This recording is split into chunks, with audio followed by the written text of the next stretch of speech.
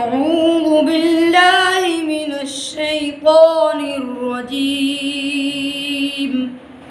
بسم الله الرحمن الرحيم. وجاءوا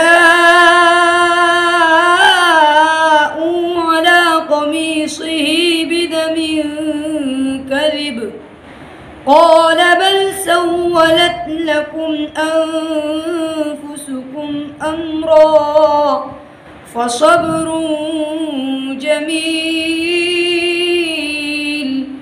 والله المستعان على ما تصفون. وجاءت